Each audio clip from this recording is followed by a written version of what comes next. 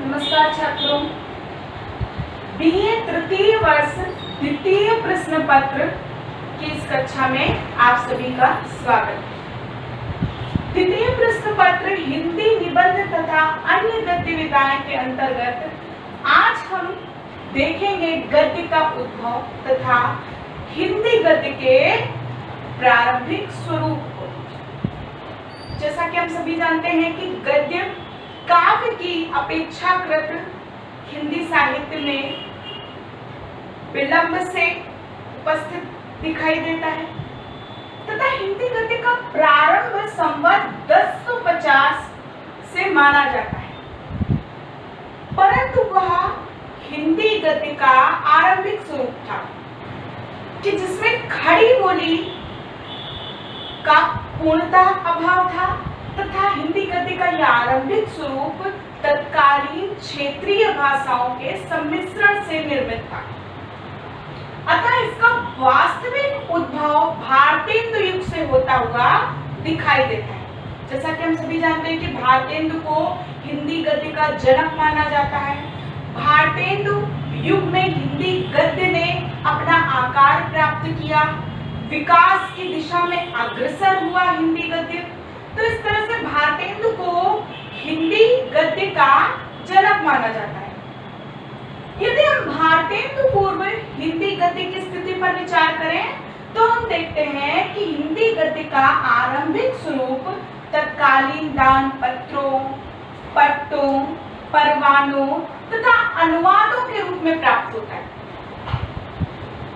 क्योंकि आरंभिक स्वरूप था गद्य का, तो उसमें परिनिष्ठता का अभाव था तथा यह स्वरूप तत्कालीन क्षेत्रीय भाषाओं, जैसा मैंने पहले भी बताया, अर्थात राजस्थानी, ब्रज, मैथिली आदि भाषाओं के मिश्रित रूप से निर्मित हुआ था। तो हिंदी गद्य का आरंभिक स्वरूप राजस्थानी, मैथिली एवं ब्रज भाषा में प्राप्त होता है, ना कि खड़ी बोली हिंदी में। तो इसे हम खड़ी बोली गद्य का अविकसित रूप ही मान सकते हैं कि इन्हीं क्षेत्रीय भाषाओं से जो गद्य का आकार निर्मित हुआ था, धीरे धीरे गद्य लेखन का कार्य प्रारंभ हुआ था, उसकी परिणति आगे चलकर खड़ी बोली गद्य के रूप में हुई। तो हिंदी खड़ी बोली का अविकसित रूप तत्कालीन क्षेत्रीय भाषाओं के गद्य लेखन अर्थात राजस्थानी, मैथिली एवं ब्रज भाषा में होने वाले गद्य लेखन के रूप में प्राप्त होता है। अब यदि हम देखें तो राजस्थानी में मुनि जिन विजय द्वारा लिखी गई जैन धर्म की रचनाओं में हमें हिंदी गद्य का आरंभिक स्वरूप प्राप्त होता है। इसके साथ ही मैथिली भाषा में हिंदी गद्य का प्राचीनतम उदाहरण यदि हम देखें तो 1324 ईस्वी में रचित ग्रंथ वर्ण रत्नाकर को माना जाता है, जिसके रचयिता थे ज्योतिरीश्वर ठाकुर। तो मैथिली भाषा में लिखा गया यह ग्रंथ हिंदी गद्य का प्राचीनतम उदाहरण माना जाता है। इसके बाद यदि हम ब्रज भाषा में गद्य लेखन की परंपरा को देखें तो संवत 1400 के लगभग ब्रज भाषा में भी गद्य लेखन प्रारंभ होते हुए दिखाई देता है। इसमें गोकुलनाथ कृत 84 वैष्णवन की वार्ता, 252 वैष्णवन की वार्ता, विठलनाथ कृत श्रृंगार रसमंडन, नाभादास की अष्टयाम तथा बैकुंठ मणि शुक्ल द्वारा विरचित अगहन महत्व तथा बैसाख महत्व आदि रचनाएं देखी जा सकती हैं। तो ये सभी रचनाएं ब्रज भाषा हिंदी गद्य के उदाहरण के रूप में देखी जा सकती हैं। यदि हम खड़ी बोली में गद्य के प्रादुर्भाव को देखें तो खड़ी बोली गद्य की प्राचीनतम रचना अकबर के दरबारी कवि गंग द्वारा विरचित चंद छंद वर्णन की महिमा को माना जाता है। अकबर के दरबारी कवि थे गंग तथा अपनी नीति और अपने दोहों के लिए अत्यधिक प्रसिद्ध थे गंग। उनके द्वारा लिखी गई ये रचना हिंदी खड़ी बोली गद्य का प्राचीनतम रूप मानी जाती है, परंतु यह खड़ी बोली गद्य का परिनिष्ठित रूप नहीं दिखाती। अर्थात इसमें खड़ी बोली गद्य के साथ ब्रज भाषा तथा राजस्थानी भाषा का मिश्रित रूप देखने को मिलता है। अतः इसे हम खड़ी बोली गद्य की परिनिष्ठित रचना नहीं मानते। तो विचार करें कि खड़ी बोली गद्य की सर्वप्रथम परिष्कृत रूप वाली रचना कौन सी है।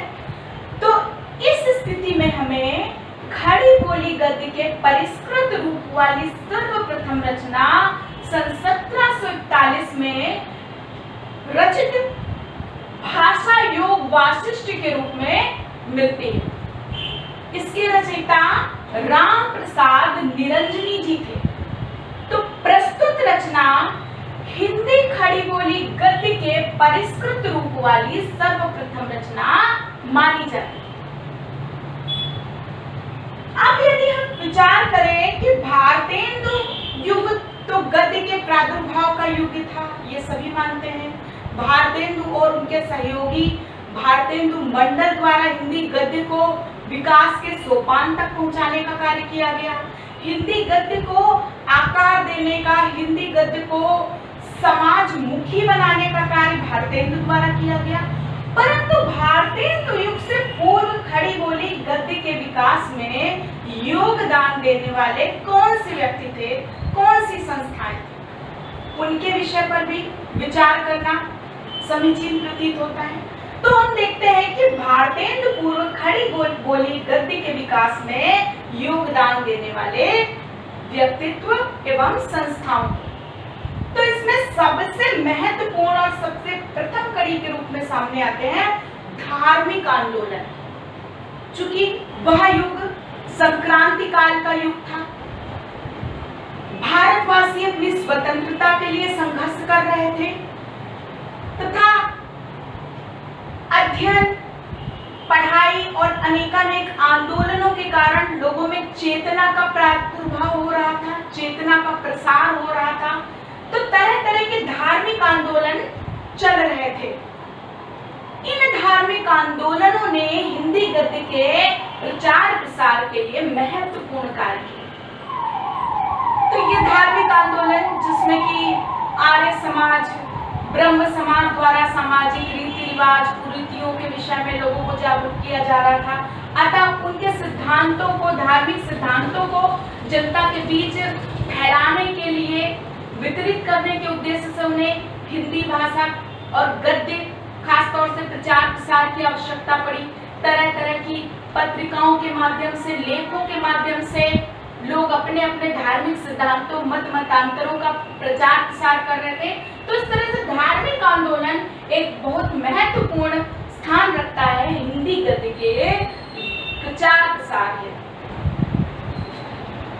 दूसरे महत्वपूर्ण तत्व के रूप में सामने आते हैं समाज सुधारक व सामाजिक संस्थाएं। जैसा भी बताया कि दयानंद सरस्वती द्वारा आर्य समाज तथा ब्रह्म समाज, इस तरह के समाज सुधारक संस्थाएं व समाज सुधारकों द्वारा हिंदी के प्रचार प्रसार को आगे बढ़ाने हेतु गद्य को विकसित करने का कार्य किया गया। जैसा कि हम सभी जानते हैं कि दयानंद सरस्वती ने सत्यार्थ प्रकाश की रचना ही हिंदी भाषा में की थी। ये पुस्तक भी हिंदी गद्य का श्रेष्ठ उदाहरण है। तो इस तरह से समाज सुधारकों द्वारा समाज के सभी वर्गों तक अपनी बात को पहुंचाने के उद्देश्य से हिंदी खड़ी बोली गद्य के विकास हेतु कार्य किया गया। अब तीसरी महत्वपूर्ण संस्था और व्यक्तित्व है फोर्ट विलियम कॉलेज के 4 प्राध्यापक। जैसा कि हम सभी जानते हैं कि हिंदुस्तान में हिंदी भाषा तथा नागरिकों के मध्य विद्या का प्रचार प्रसार करने के उद्देश्य से फोर्ट विलियम कॉलेज की स्थापना की गई थी और इस कॉलेज के 4 प्राध्यापक इंशाअल्लाह खां, सदल मिश्र, सदा सुखलाल तथा लल्लू लाल द्वारा हिंदी गद्य के प्रचार प्रसार हेतु अभूतपूर्व कार्य किया गया। इन चारों प्राध्यापकों में इंशाअल्लाह खां द्वारा जहां रानी केतकी की कहानी जो कि हिंदी कहानी का सबसे प्राचीनतम हिंदी कहानी मानी जाती है, तथा सदल मिश्र द्वारा नासिकेतोपाख्यान, सदा सुखलाल द्वारा सुख सागर तथा लल्लू लाल द्वारा प्रेम सागर नामक रचनाओं द्वारा हिंदी गद्य को आगे बढ़ाने का कार्य किया गया। ये चारों प्राध्यापक हिंदी के अध्ययन के प्रति, हिंदी के विषय सूची के प्रति, हिंदी के आगे बढ़ाने के प्रति सजग थे तथा लोगों के मध्य हिंदी पठन पाठन की रुचि को प्रचारित करने का कार्य इन चारों प्राध्यापकों द्वारा किया गया, जिससे प्रत्यक्ष तथा अप्रत्यक्ष रूप से हिंदी गद्य को आगे बढ़ने का माध्यम मिला। इसके अतिरिक्त ईसाई धर्म प्रचारक, जैसा कि हम जानते हैं कि उस समय ईसाई धर्म भारत में बड़ी तेजी के साथ अपने पांव पसार रहा था। हिंदू जनता को ईसाई बनने के लिए कारण दिए जा रहे थे, उनको ईसाई धर्म में जबरन दीक्षित किया जा रहा था।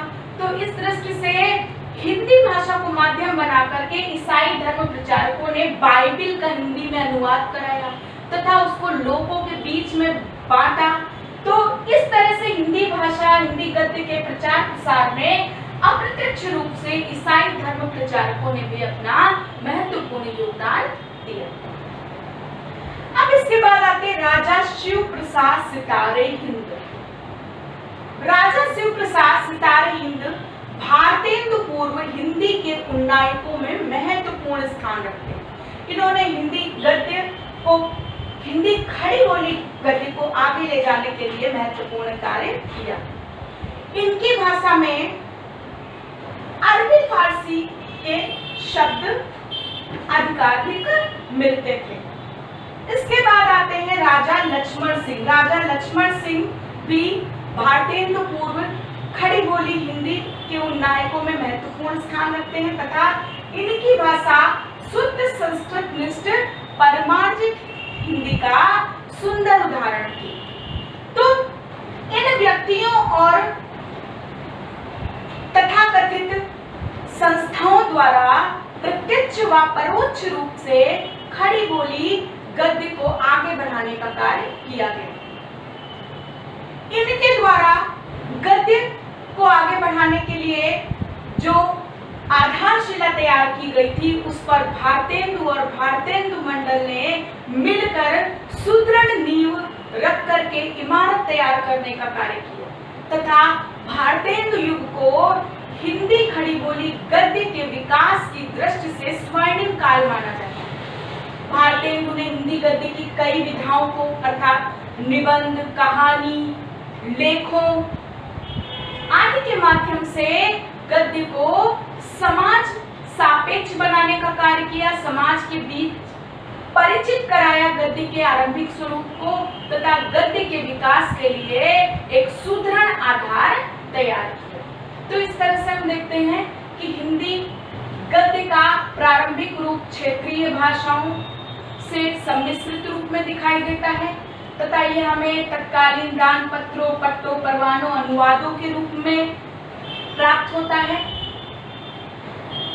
कवि गंग द्वारा रचित चंद छंद की वर्णन की महिमा को पहली गद्य रचना होने का गौरव प्राप्त है, परंतु यदि परिष्कृत रूप वाली गद्य रचना की बात करें तो भाषा योग वासिष्ठ पहली परिष्कृत गद्य रचना ठहरती। तो गद्य काव्य की अपेक्षाकृत नवीन विधा है जिसके द्वारा व्यक्ति अपने अनुभवों को, अपनी विचारधारा को समाज के सामने लाने का कार्य सरलता से कर सकता है। अतः गद्य का विकास हिंदी साहित्य के विकास को समृद्धि के शिखर तक ले जाने की प्रधान सीढ़ी के रूप में सामने आता है। धन्यवाद।